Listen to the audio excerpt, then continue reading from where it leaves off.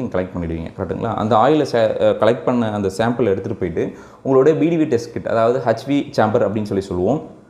அந்த சேம்பரில் நீங்கள் வந்து ஃபஸ்ட்டு ஊற்றுறதுக்கு முன்னாடி ஃபஸ்ட்டு கொஞ்சமாக ஊற்றி நல்லா 2-3 டைம் அந்த சேம்பரை வந்து அந்த பிடிவி டெஸ்ட் கிட்ட வந்து ஃப்ளஷ் பண்ணிவிட்டு அதுக்கப்புறம் நீங்கள் வந்து ஃபுல்லாகவே அந்த ஆயிலை வந்து ஊற்றி நீங்கள் டெஸ்ட் பண்ணணும். அப்படி டெஸ்ட் பண்ணும்போது நீங்கள் நல்லா பார்த்தீங்க அப்படின்னா அதில் 2 விதமான எலக்ட்ரோடு இருக்கும்.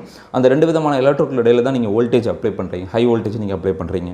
ஒரு பக்கம் வந்து பார்த்தீங்க அப்படின்னா உங்களுடைய ஃபேஸ் கனெக்ட் ஆகிருக்கும், இன்னொரு இதில் நியூட்ரல் வந்து கனெக்ட் ஆகிருக்கும். அந்த 2 விதமான எலக்ட்ரோடுக்கு இடையில் அந்த 2 விதமான எலக்ட்ரோடுக்கான அந்த மினிமம் கிளியரன்ஸ் வந்து பார்த்தீங்க அப்படின்னா ஆஸ் பர் ஐஎஸ் ஸ்டாண்டர்ட் 1866 வந்து பார்த்தீங்க அப்படின்னா 2.5 வந்து மினிமம் கிளியரன்ஸ் வந்து நம்ம அதுக்கு வந்து இருக்கணும். ஸோ முன்னாடிலாம் வந்து பார்த்திங்க அப்படின்னா அந்த 2 எலக்ட்ரோடுக்குள்ள வந்து கிளியரன்ஸ் வந்து பார்த்திங்கன்னா 4 mm இருக்கும், இல்லை 2.5 mm வைப்பாங்க. இது வந்து மூவபிள் அட்ஜஸ்டபிள் மாதிரி இருக்கும். இப்போல்லாம் வர எல்லா சேம்பர் கிட்டுமே சரி, ஹச்வி சேம்பர் கிட்ட சரி, அதில் வந்து பார்த்திங்க அப்படின்னா அதாவது பிடிவி டெஸ்ட் கிட்டில் மினிமம் 2.5 வந்து ஃபிக்ஸ்டு வச்சு தான்